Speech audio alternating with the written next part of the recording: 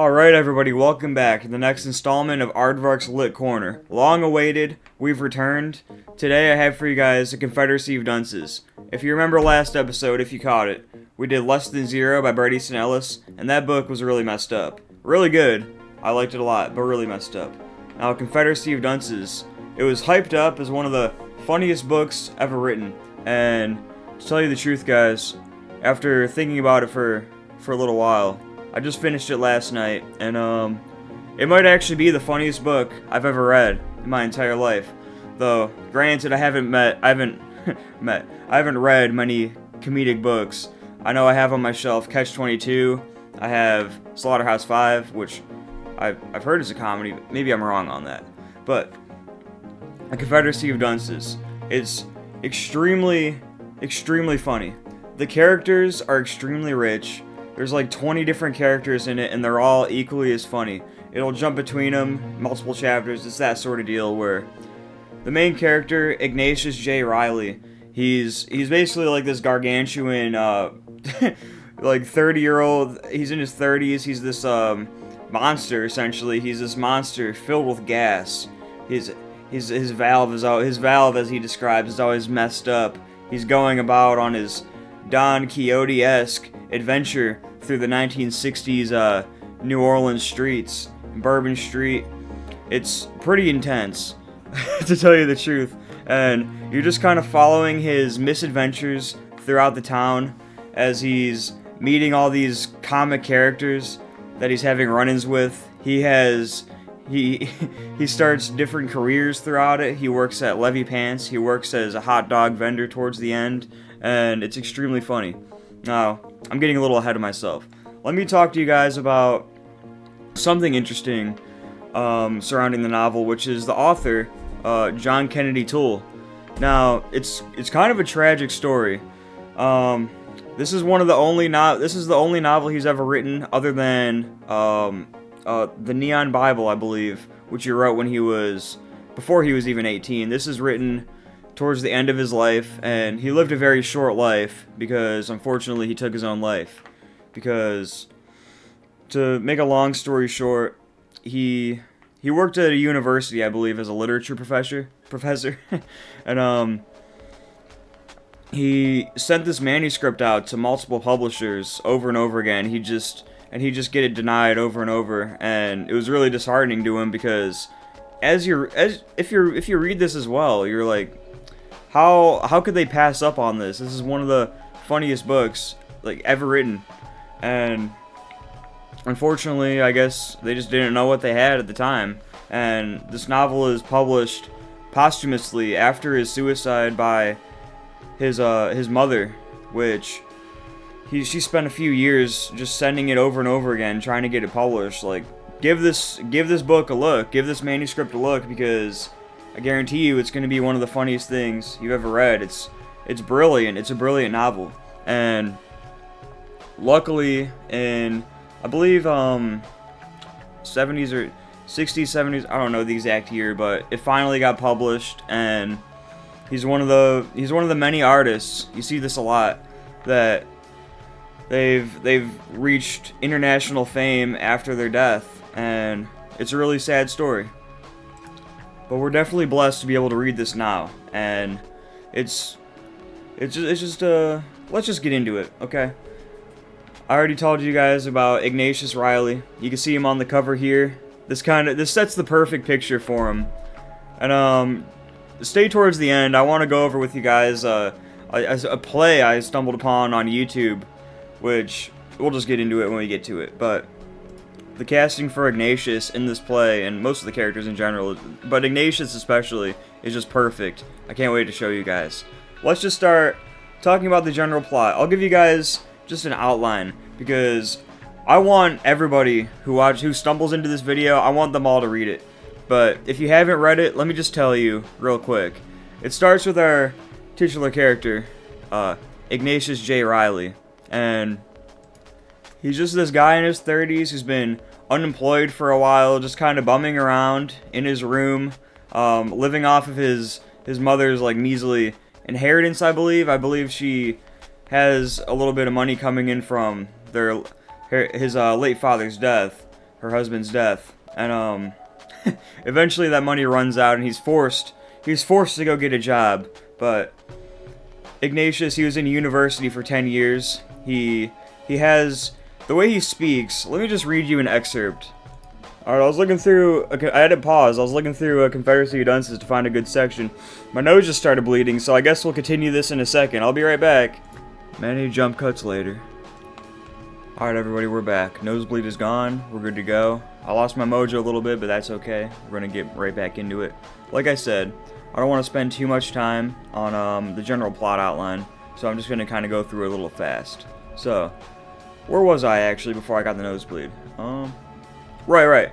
The way Ignatius talks, the way he delivers his lines is really funny because he speaks in this like high and mighty, sort of larger than life way, where he's like a lord over everybody, and it stands in contradiction with the rest of the cast, the usual New Orleans accent.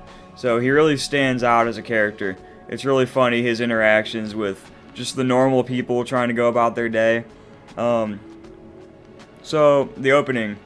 It opens with Ignatius and his mother just sort of out on the town, and there's a sort of a situation they get into in front of the D.H. Holmes department store.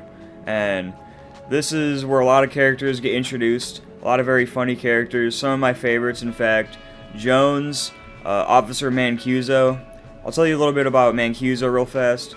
He's another comic character that's just getting...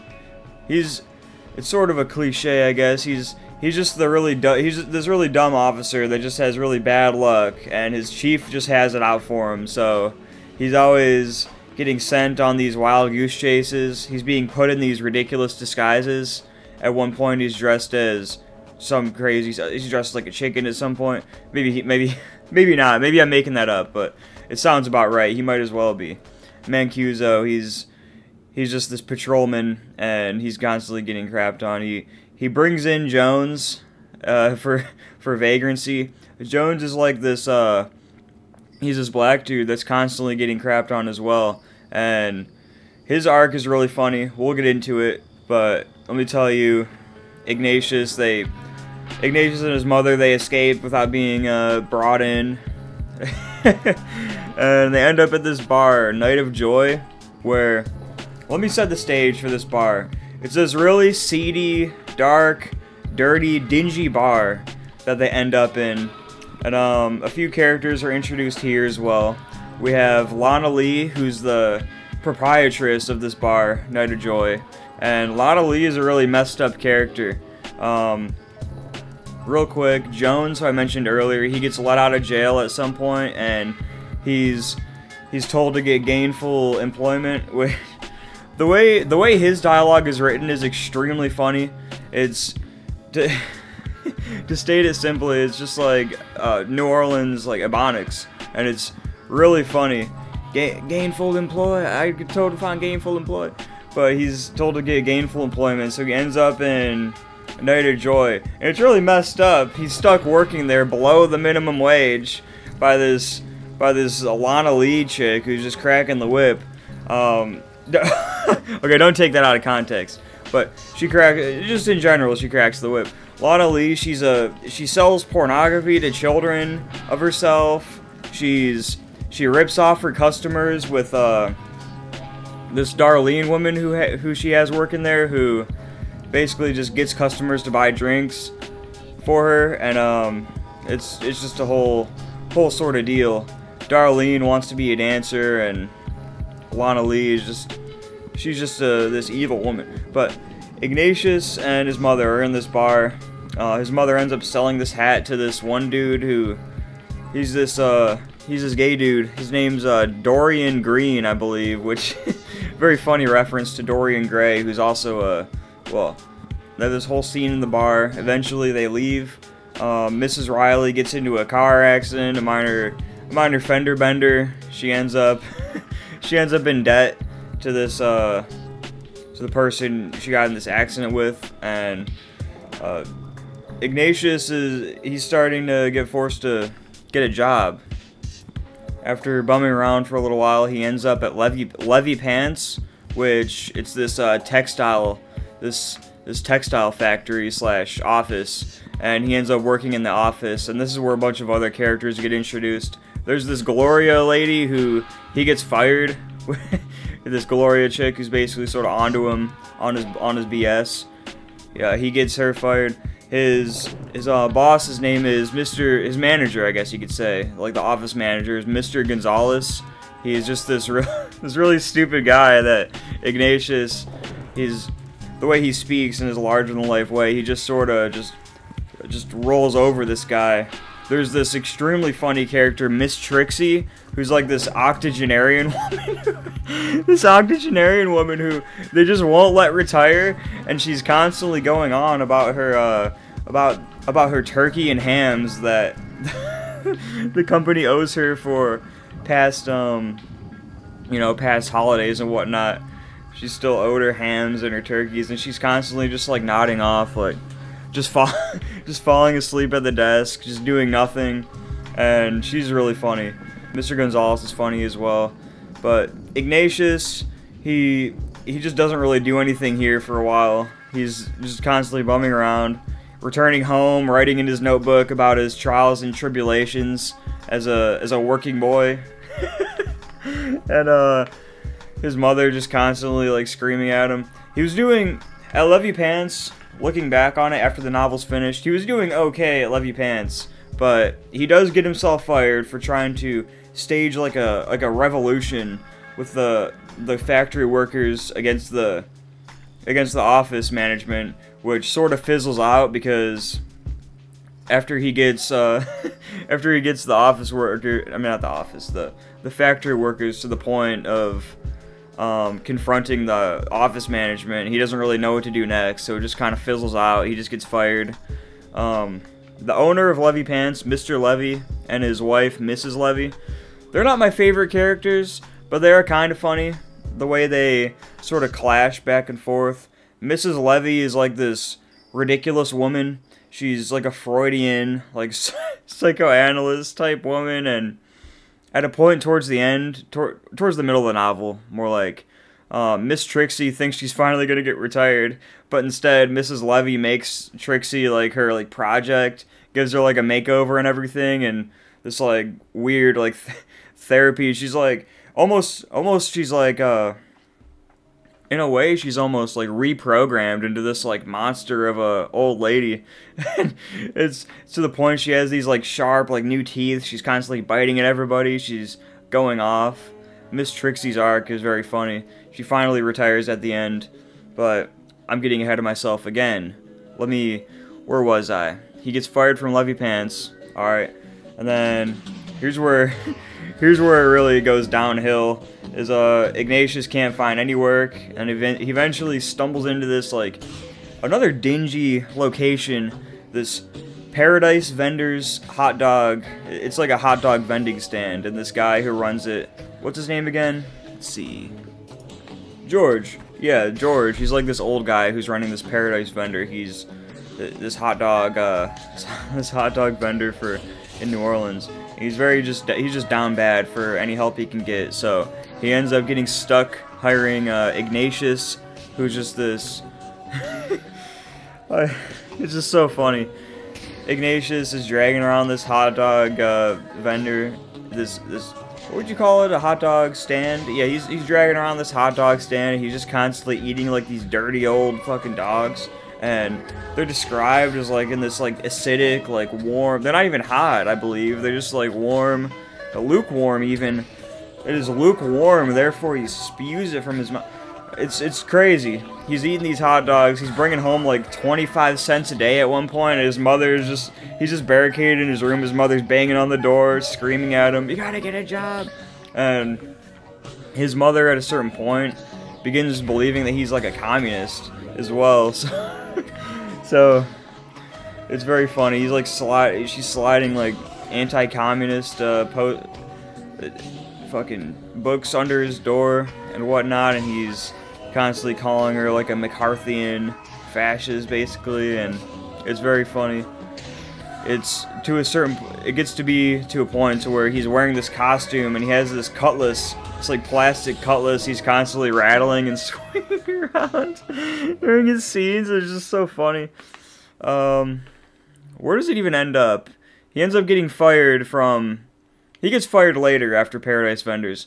Let me just tell you where this leads to. He has a run-in with Dorian Green again, and he gets this crazy idea to stage this sort of like political party for peace, and he just wants to get all the, as he says, like degenerates together that Dorian Green hangs out with. So he gets invited to this party.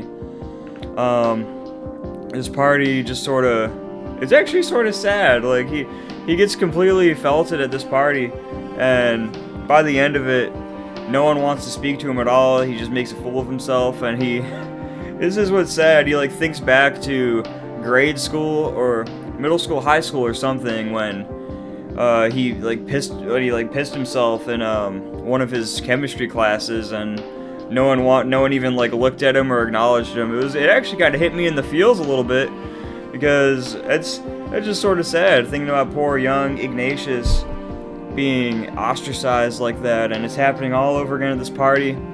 He eventually stumbles out of there. He gets kicked out, as a matter of fact, because he tries taking over like the stereo. He's going on this long rant.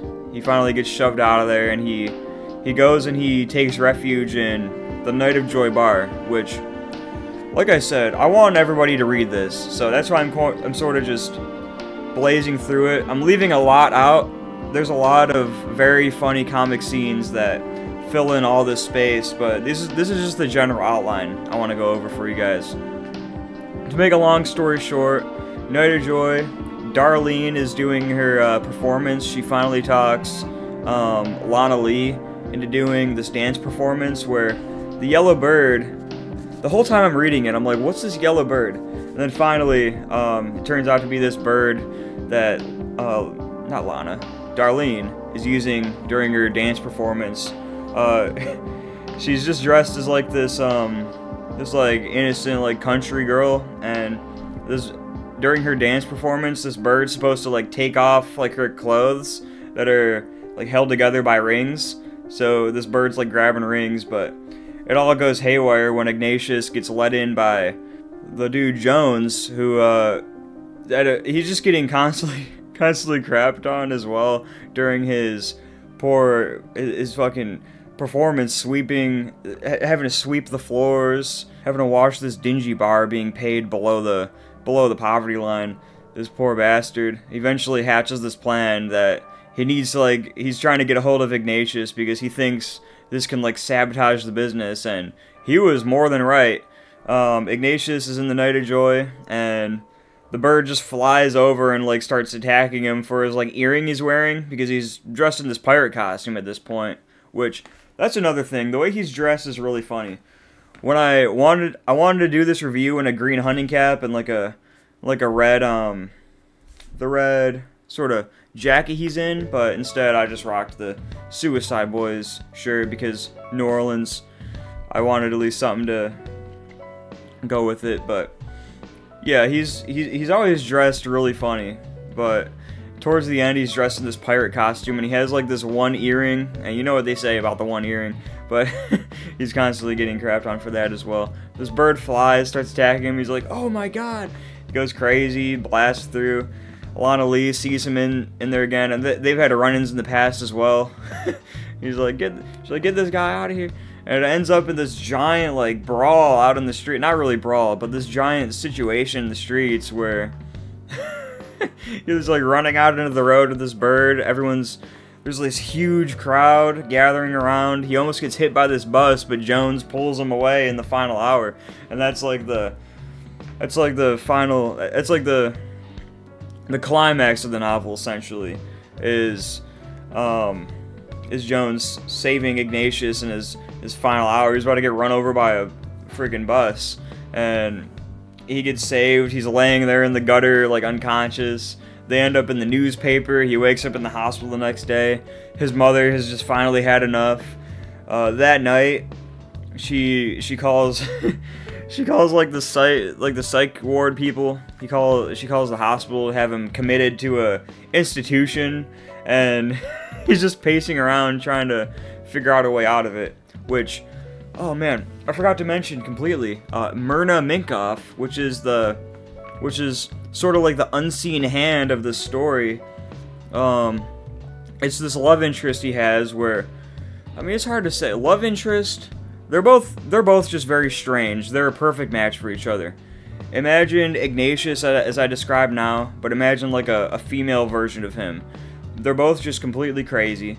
Myrna Minkoff, first of all. What a strange name. He calls her the Myrna Minx. That Minx, he's got to get back at her. They've had this falling out. They went to college together, and they used to hang out a lot, like at his house, dorms, whatever. But they're just exchanging letters back and forth throughout the novel, and eventually, with his like last letter, which is pretty crazy, he's talking about setting up the political party and everything. She flies down there, she drives all the way down there from morning till night, and eventually she arrives, and like this is the final few pages, she arrives like just in time, and Ignatius is like, finally, the wheels of Fortuna have led to this point. And that's another thing. Ignatius is obsessed with Boethius, the Roman politician, the Roman philosopher, who Boethius talks about Fortuna, and Ignatius has kind of aped that in a way. He's constantly talking about Fortuna and the wheels of fate leading him to wherever he's going. And this is a pretty fateful encounter for sure. She arrives just in time. He like packs up all of his like books and whatnot, his ramblings and scribbles, and they drive out of there. And right as they're driving out, the ambulance arrives, and it's just sort of this great getaway. And it ends with him. I guess it leaves it up to interpretation. Is he going to, now that he's away from the house and everything, he's away from his mother, is he going to start shaping up a little bit, or is he going to go back to his old ways? I guess it's hard to really say. It's all up to interpretation, but it ends with him like he's sitting in the back seat because the front seat's too dangerous on the highways. He would never, his valve would close up. So he just like takes her pigtail and like puts it on his mustache, and that's sort of how it ends. They're just riding off in the night, escaping the insanity left behind. Anyway, that's the general outline. Extremely, extremely funny. Extremely. I'm gonna say extremely over and over again until the cows come home. It's really, really funny. I was pleasantly surprised, and like I said, if I said it, I forget. It might be in a cut part of this recording, where I was reading this during my break at work in my car, and I was laughing so hard at I forget what scene, but some comic scene, probably Jones and his clouds of smoke. He's constantly smoking a cigarette and making this like billowing cloud of smoke. It's described in so many different ways, and it's funny every time. I was laughing so hard that my eyes started tearing up, and I couldn't read it any longer. I had to put it down.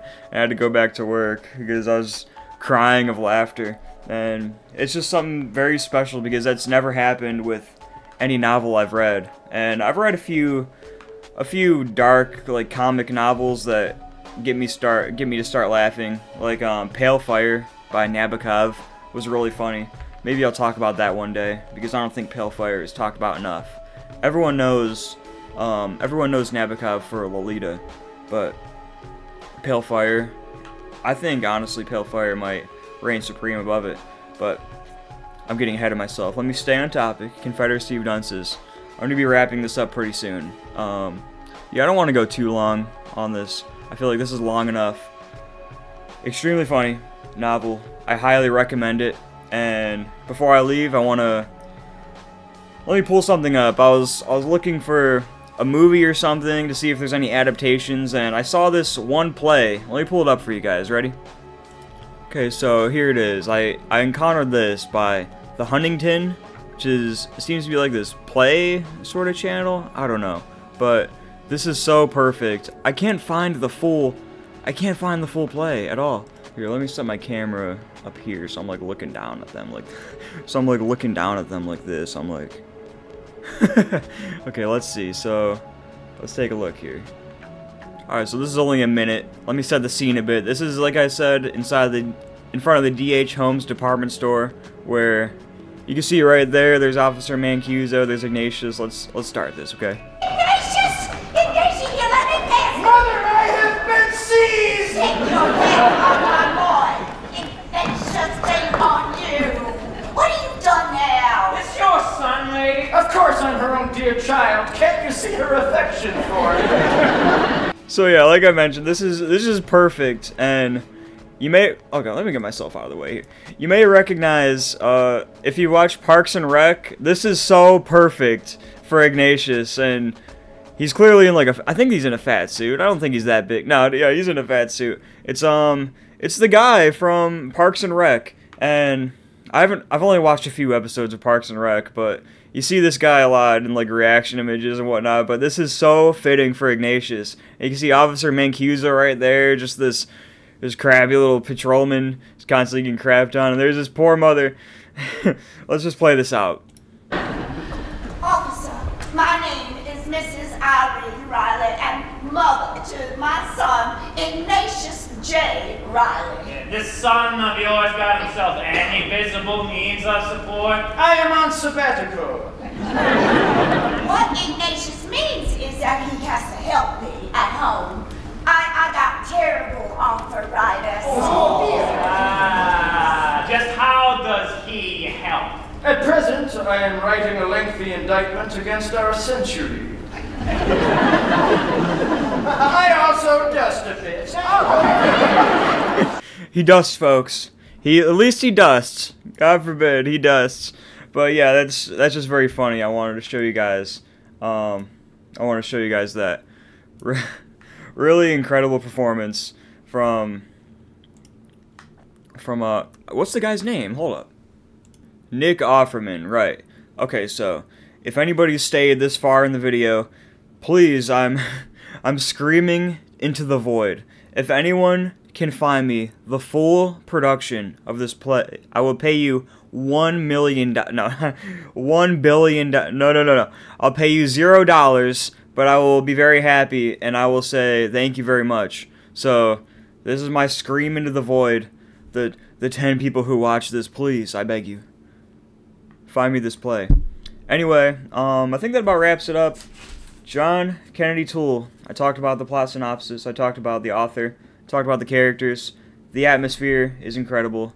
I just messed up my notebook that I've been jotting stuff down into. Oh! My microphone's falling. Everything's falling apart. So let's just spin the wheel before I spill this coffee on myself, spill it on my keyboard, destroy my computer. I want to spin that wheel. I want to see what I read next, so let's hop right into it, okay?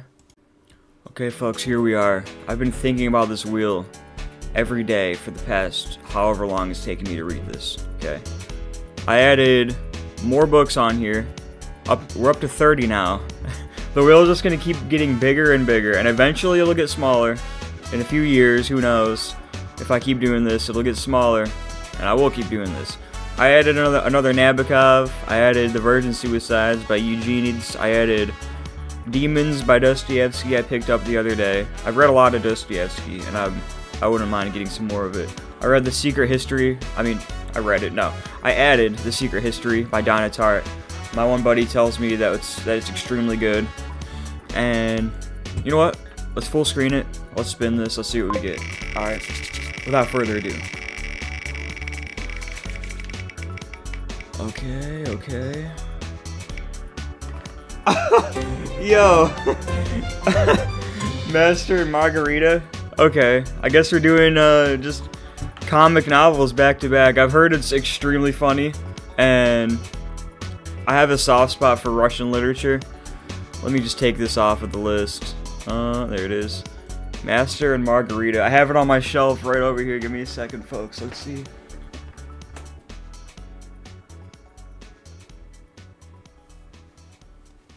Bro, where the fuck is it? Oh, here. Master and Margarita from gloriousthriftbooks.com. here it is. I'm going to be diving into this as soon as possible. Probably even in the next, like, hour. I'm going to dive right into this. I'm not even going to edit this video yet. I just want to get started. But, I'm very hyped for Master Margarita.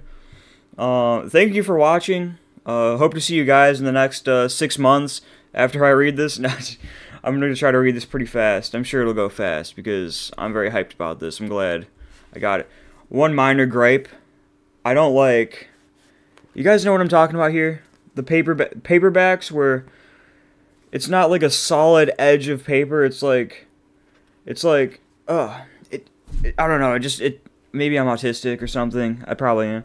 It just really ticks me off, the feeling of, like, the rough edge. Oh, it's weird. Okay. Anyway, thank you for watching. I'll see you guys next time.